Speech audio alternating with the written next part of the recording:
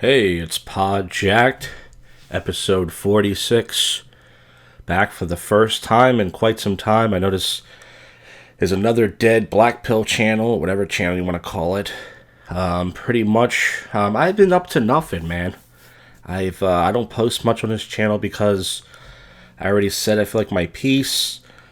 I really feel I give out a little bit too much personal information about myself, but at the end of the day, I know that's what old people say. At the end of the day, I guess I'm getting old.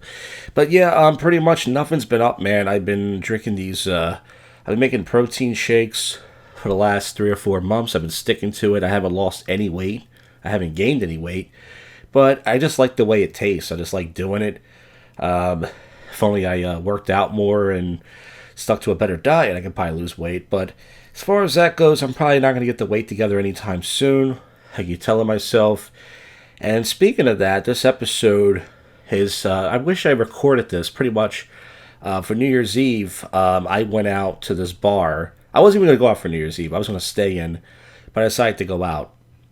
But I was outside in the rain and I was drinking.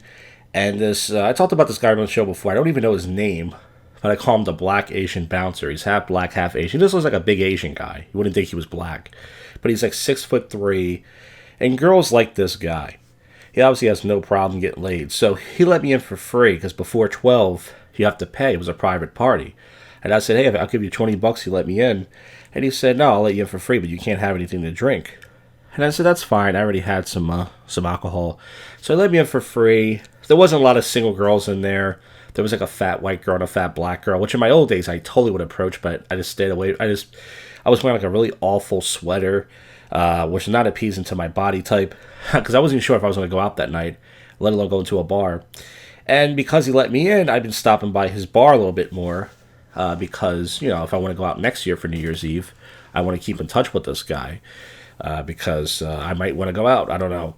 But anyways, so last night I was out for St. Patty's Day, or 2 nights ago, I should say, and I was drinking outside, had a shot and a beer. And I was like, okay, I'll go to his bar and talk to him. So he's bored on Friday nights because his bouncer buddy's not there. So he's like, Josh, pull up a seat, pretty much using me for entertainment. But I'm like, whatever. So he's like, yeah, how you been and everything? How's the weight loss? And he starts giving me advice because he used to be chubby. But when you're that tall, you can hide some of the weight and everything. But he's pretty much telling me to get off the protein shakes, which is probably right. And he's like, do this, do that. This is how I lost weight. You can do it and everything. And then he starts telling me all these sex stories. And I told him some of my bad rejection stories. I think I actually did an episode, a few of them, of some of my worst rejection stories at daytime and nighttime. And pretty much he was like, that happened to you? I never had a woman talk like that. I said, we're not the same guy. And he said, I think we are the same guy. He said, it's all about personality. I said, dude, every guy that's over 6'2", I know 3 guys that are over 6'2" tell me that. I know one guy, black guy, is a personal trainer who tells me that. You tell me that, and my buddy who still does. He doesn't do approaches anymore, but he still believes in PUA. They're all over 6'1", 6'2". So they all tell me it's confidence, it's all about personality, because they at least meet the height criteria. Not to say height's everything, because as I said, I'm 5'11", and my height has never gotten me any women, but I'm not that tall at the same time. So pretty much we start talking, and he's telling me all these stories. He was like, I was taking a piss one night out here. I got my dick out, and this girl was like, asked me for directions. And then, about a couple hours there, I start fucking her. Right here outside this gate, I just start fucking her. And I'm like, no guy I know has ever had that happen. And then he's like, then I was making out with this black girl, and then this white girl just grabs me and says, you don't like white girls? Why are you making out with her? Make out with me. And she starts making out with me. And I got these 2 girls fighting over me. I go, I've had makeouts with girls, but once again, I never had girls fight over me to make out with me. And then he's like, and he's telling me all these stories, and I wish I had the conversation recorded. Like, if I knew that was going to happen, I would have just brought my little inline recorder out, and I would have just taped the conversation. But maybe not next Friday, maybe the Friday after, I'll pretty much try to tape the conversation. But once again, all the guys that, that are over 6'2" are going to tell you that oh, it's easy. Oh, he's like, it's not that hard. All you gotta do is tell him a joke, tell him a story, like the old PUA shit. He goes, "You're a comedian, you should make them laugh." I said, "Yeah, I make girls laugh, but they don't want to fuck me. I've made girls laugh hysterically. I've made girls laugh and crack up to their face hurts, but that doesn't mean they want to fuck me. For them to want to fuck you, that's way different than them making them laugh. I can make them laugh, probably not any girl, but certain girls. I made them crack up online, and they all lied and said, "Oh, I'm gonna meet up with you," and all other stuff. So pretty much we were talking for about 30 or 40 minutes, and he's telling me all these sex stories, and he's like, I told him that, this story, that story about me getting rejected. He was like, I never had a girl talk to me like that before. I said, yeah, because they see you as different than me. Like me, if they don't, maybe some girls find me okay looking, but they're going to treat me differently if they find you, to be a Chad or sexually attractive and stuff. And he was like, I disagree with that and stuff. He was like, I got a great personality. I'm funny and all this stuff. And I'm like, oh, you just, we get into this whole black pill stuff. It's just hard to go back. It's just hard to be like, I can't believe that people actually believe that, that fucking, that this shit actually exists. But we probably believed in it at one point too. So you're like, but once again, this guy has girls approaching him and stuff. And he's like, I'm married. He's like, I don't care if my wife fucks other guys and I fuck other women. I was just making out with a girl 2 weeks ago. I said, I'll make out with you, but I'm not going to fuck. It's weird. It's like, he was like, I let my wife fuck other guys, but I'm just going to make out with a girl. And I said, I don't understand that. And then it made him laugh at one point when he was telling me the story about the pee. I said, yeah, it's all about confidence, bro. It's all about how you pee. Like when you pee, don't hold your dick like this. Hold your dick like that. Like do the Superman pose when you put your hands over your hips. And he was laughing at that. And he was pretty much just using me to entertain him. He wanted me to stay out till like 2. I left like around 11 to go back to my car to drive home. And he was like, no, don't leave. Come on. And I was like, I got to go. And I looked inside the bar. Guys were just walking in and out. This bar used to get so many girls. I got my first couple makeouts there. And pretty much, it's just totally changed. Ever since the pandemic, it's just totally changed. So that happened. I wish I had the conversation recorded. And he said he would do my podcast before, so maybe I'll just tell him, hey, do my podcast, and we'll just have the same conversation. But, it's like, it's just so funny. You can't talk to certain guys. It's like if you're homeless, you can't talk to a rich guy. You wake up in cardboard boxes, smell like shit, and this guy wakes up in a mansion, and he's going to tell you, yeah, life's not about money. It's like you can't talk to these guys. And not to say he's that good looking, because he just looks like a big nerdy Asian hipster. You wouldn't even think he was black, but he's just got the height. And once again, chicks dig this guy. And I'd say all of them. As far as that goes, so that happened. And then somebody asked me a while ago about Alan Roger Curry, if you guys know, who passed away. He passed away months ago. Very long time ago, but I haven't been posting content. And I had to look it up. I didn't even know he died. And I looked it up, and it was true. And Alan Roger Curry he didn't want to be a pickup artist. He was considered just a dating coach. And him and David X were the two guys who, in their books, would go against PUA and say PUA is manipulative bullshit. You got to be honest with a woman. You got to go up and tell her what you want. You got to, whisper in her ear and all this stuff. And I respected him for doing that, but at the same time, I tried Mode 1, which was his method, which does prevent manipulation, but at the same time, once again, maybe because he's black, I know some of you don't want to hear that, you can get away with more, because I've told a few girls in bars that I wanted to fuck them and hook up with them, and they looked like a little impressed, kind of like, whoa, he's confident. But you say it to the wrong woman, and he explains that in his book that they flip out on you. And he says, you just got to maintain your cool, but you got to be careful these days, especially in these Me Too days. You say it to the wrong girl, you're not an attractive guy, as we all know, and you're going to jail for sexual assault. So, I don't know, maybe different times for him.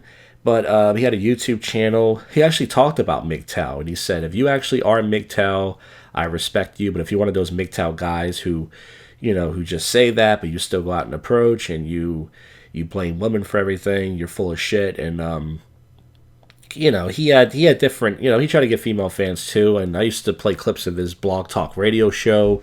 And he had some really good episodes with David X and Justin Wayne and some other people. So yeah, I was a little bit sad that he died. I mean, he wasn't my hero, but him and David X had great chemistry together, their seminars, and he was a funny guy. He had a good sense of humor. He had a good radio show, and he had some pretty cool debates with some pickup artists. So, yeah, man, absolutely rest in peace, Ally Roger Curry. And listen, end of the day, it's like I followed so many methods, and it doesn't matter which method you follow. It's like it just comes down to you have as a man that that's going to attract a woman. If if you're below average looking or just you know fucking whatever, you're going to have trouble. Or you're going to have to work really hard. And if if you got money or success and all that stuff, as we all know, it's going to be easier for you. So it doesn't matter which method you follow. You can do fucking mystery method, or you can do what happened to fucking RSD. RSD just fucking went away. Allegedly, Tyler raped somebody, or he said he did, and the girl sued him. He took the video down, and then that was it. And they blamed it on the Me Too movement, but I don't know. But as far as everything else in life is going, things are going okay for me. It's just that nothing really changes in my life. It's kind of the same shit. Like I'm still doing comedy. That's pretty much really all I do. I do comedy.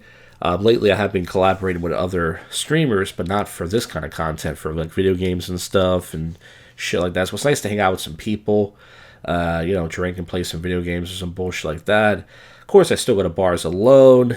But I've been hanging out with people a little bit more lately. I don't know why. I haven't changed. I'm still a loner at heart. But, not much has really been going on. And as I said, I put out enough personal information out there. So I'm still around. As I said, I pop my ugly head around every once in a while. I'll surprise you guys. But I haven't forgotten about this channel. It's just that, once again, every once in a while I will see a story that I want to do, but I'm just too lazy to do. And I think the last story that I saw that I want to actually put a video up for it says something like, and I don't know if this is true. The odds could be off of this. It said something like over 60% of guys. Okay, 60. I talk real fast. Let me slow down. 60% of guys 30 or younger are still virgins. 60% of guys who are 30 or younger are still virgins, or something like that.